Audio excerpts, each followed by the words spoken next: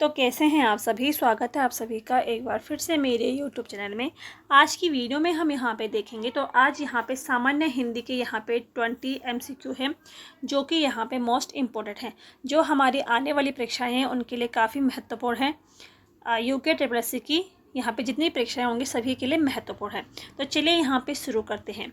आज का यहाँ पर हमारा पहला क्वेश्चन है, शेखर जोशी की कौन सी प्रसिद्ध कहानी पर चिल्ड्रन फिल्म सोसाइटी द्वारा एक फिल्म का निर्माण किया गया। ठीक है, तो इसका यहाँ पे राइट आंसर हो जाएगा दाजू। ठीक है, दाजू जो है ये शेखर जोशी की एक रचना है, और जो शेखर जोशी हैं तो ये उत्तराखंड के प्रसिद्ध हिंदी साहित्यकार हैं।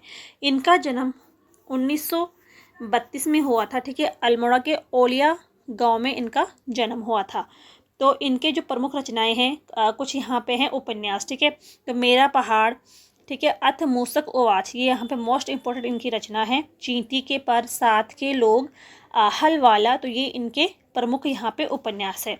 जो यहाँ पे दाजू है तो ये इनकी कहानी है। ठीक है, इसके अलावा नौरंगी बीमार है, ये भी यहाँ पे इम्पोर्टेंट है। एक है यहाँ पे बदबू, एक है यहाँ पे गलता लोहा, कोशी के घटवार। ठीक है, तो ये इनके यहाँ पे कुछ प्रमुख कहानियां हैं।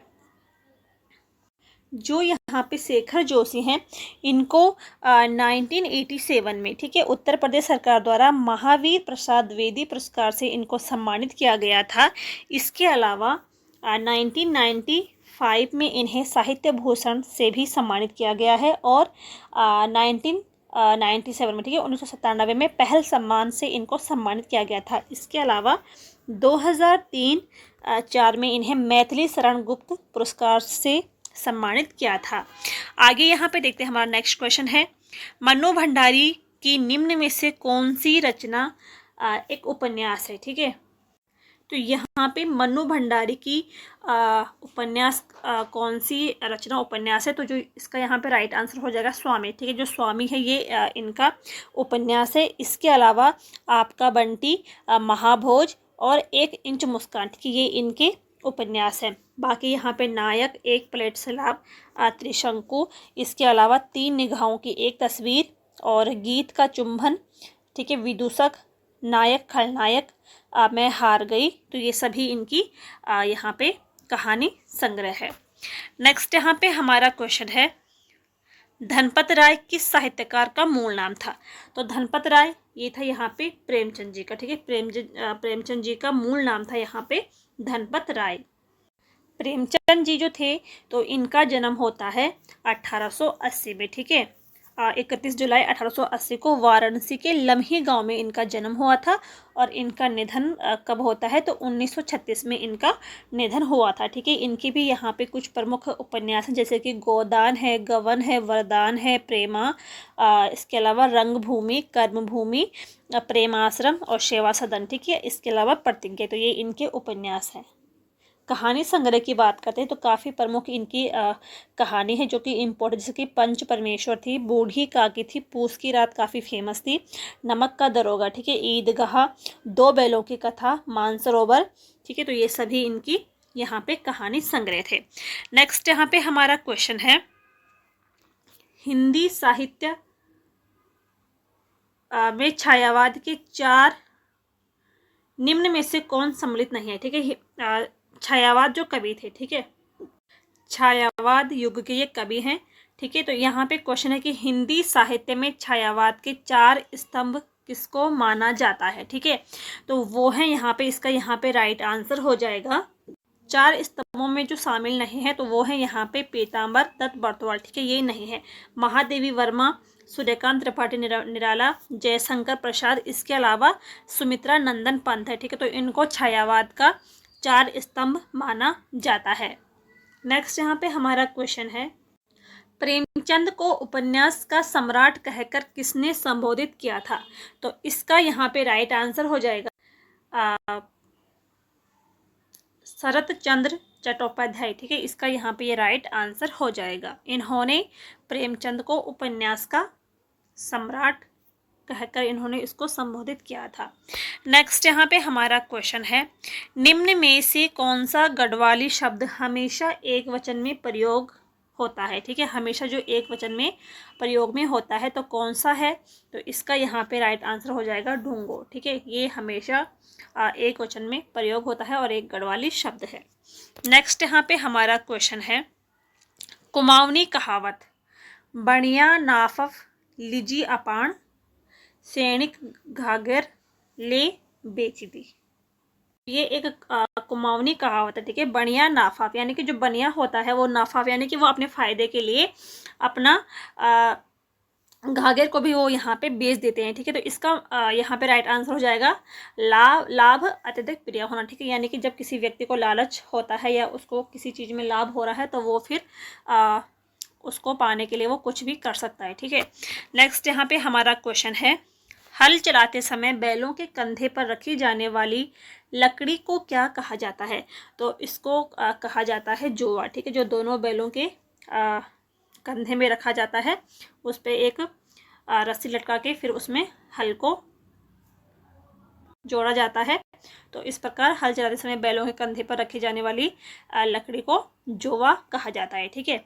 नेक्स्ट यहाँ पे हमारा क्वेश्चन है, उत्पत्ति के आधार पर शब्दों के भेद हैं, ठीक है, तो शब्दों के भेद कौन से हैं उत्पत्ति के आधार पर, तो यहाँ पे है संज्ञा, सर्वनाम, विशेषण और क्रिया, ठीक है, तो ये क्या है, ये एक व्याकरणिक आधार पर है, ठीक है, जैसे कि रूढ़, यौगिक, विकारी, अविकारी, तो ये प्रयोग के आधार पर हैं, ठीक है, एकार्थी, अनेकार्थी, विलोम और पर्यायवाची, तो ये अर्थ के आधार पर हैं। तत्सम, तद्भव, देशज, विदेशी, ठीक है, तो ये यहाँ पे राइट आंसर हो जाएगा, ठीक है, तो ये उत्पत्ति के आधार पर है, ठीक है, तत्सम, तद्भव, देशज और विदेश यानी कि उत्पत्ति होना, ठीक है, जैसे कि जो तत्सम शब्द होते हैं, तद्भव होते हैं यानी कि उत्पत्ति, ठीक है, उत्पत्ति जिन शब्दों में होते हैं, ठीक है, तो इनमें उत्पत्ति ही होती है, इसका यहाँ पे राइट आंसर हो जाएगा तत्सम, तद्भव, देशज और विदेशी। नेक्स्ट यहाँ पे हमारा क्वेश्चन है, बर्बाद हो जाने पर भी अहंकार बना रहा, तो इसके लिए उपयुक्त लोकोक्ति इनमें से कौन सी है, ठीक है, तो इसका यहाँ पे राइट आंसर हो जाएगा कि बर्बाद हो जाने पर भी अहंकार बना रहा, यानी कि रस्सी जल गई पर बल नहीं गया या ऐंठन नहीं गई, तो इसका यहाँ पे राइट आंसर हो जाएगा, ठीक है। नेक्स्ट यहाँ पे हमारा क्वेश्चन है, निम्न में से किन स्वरों को संयुक्त स्वर भी कहा जाता है, तो यहाँ पे देखते हैं कि संयुक्त स्वर किसको कहा जाता है, तो ह्रस्व स्वर, जो यहाँ पे ह्रस्व स्वर होते हैं कौन कौन से होते हैं, जैसे कि आ ई उ, ठीक है, तो ये यहाँ पे ह्रस्व स्वर होते हैं। दूसरा है यहाँ पे पुल्लित स्वर, पुल्लित स्वर कौन से होते हैं, जिन स्वरों के उच्चारण में दीर्घ स्वर से भी अधिक समय लगे, जैसे कि यहाँ पे होता है ओम, ठीक है, इसको हम यहाँ पे पुल्लित स्वर कहते हैं। तीसरा हमारा यहाँ पे ऑप्शन है दीर्घ स्वर, ठीक है, दीर्घ स्वर कौन से होते हैं, जिन स्वरों के उच्चारण में कम समय लगता हो, ठीक है, जैसे कि यहाँ पे है आ, ठीक है, बड़ा आ, बड़ी ई और ओ, ठीक है, तो ये यहाँ पे दीर्घ स्वर हैं, तो यहाँ पे हमको क्वेश्चन है कि संयुक्त स्वर कौन है, तो इनमें से कोई भी संयुक्त स्वर नहीं है, क्योंकि जो संयुक्त स्वर होते हैं वो कौन से होते हैं, तो जैसे कि ए, आई, ओ और आओ, ठीक है, ये यहाँ पे संयुक्त स्वर होते हैं। नेक्स्ट यहाँ पे हमारा क्वेश्चन है, इत्यादि शब्द का सही संधि विच्छेद होगा, तो इसका यहाँ पे होगा राइट आंसर इति धन आदि, ठीक है, इत्यादि का ये सही संधि विच्छेद है। नेक्स्ट यहाँ पे हमारा क्वेश्चन है, निम्न में से रूढ़ शब्द बताइए, ठीक है, यानी कि रूढ़ शब्द यानी कि जो यहाँ पे एक ही शब्द हो, ठीक है, तो इसका यहाँ पे जैसे कि त्रिकोण, ठीक है, तो इसका यहाँ पे इसके दो शब्द बने, जैसे त्रि और कोण, ठीक है, यानी कि त्रिकोण, ठीक है, तीन कोण है, राजनीतिक चक्रपाणी, ठीक है, तो ये यहाँ पे इसका राइट आंसर जो हो जाएगा वो है यहाँ पे गरल, ठीक है, क्योंकि ये एक ही शब्द है।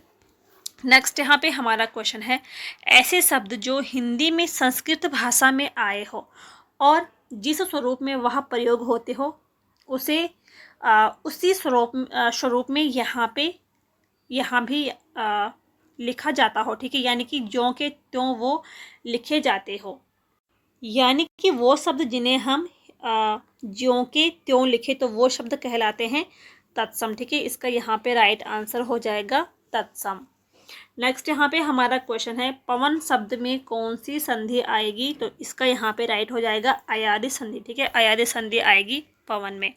नेक्स्ट यहाँ पे हमारा क्वेश्चन है इंद्र का पर्यायवाची शब्द है, तो इसका यहाँ पे राइट आंसर हो जाएगा पुरंदर। ठीक है, पुरंदर जो है ये इंद्र का पर्यायवाची शब्द है। आगे यहाँ पे देखते हैं नेक्स्ट क्वेश्चन, कौन सा विलोमार्थक जोड़ा सही नहीं है यहाँ पे। ठीक है, तो देखो गौरव का लाघव ये यहाँ पे सही है, झंकृत का निःशब्द ये भी यहाँ पे सही है, त्रिकुटी का भृकुटी ये भी सही है, ज्येष्ठ का बड़ा। ठीक है, तो जो ये बड़ा है ये यहाँ पे हो जाएगा ये एक पर्यायवाची है। ठीक है, ज्येष्ठ का ये पर्यायवाची है बड़ा, तो ज्येष्ठ का यहाँ पे होगा कनिष्ठ। ठीक है, तो इसका यहाँ पे राइट आंसर हो जाएगा ऑप्शन नंबर सी।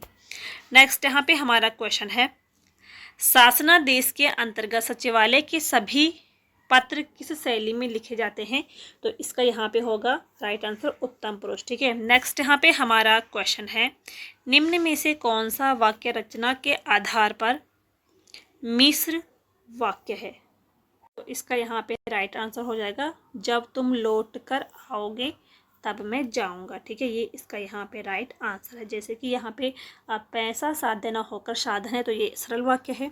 दोनों में से कोई काम पूरा नहीं हुआ, तो ये भी सरल वाक्य है।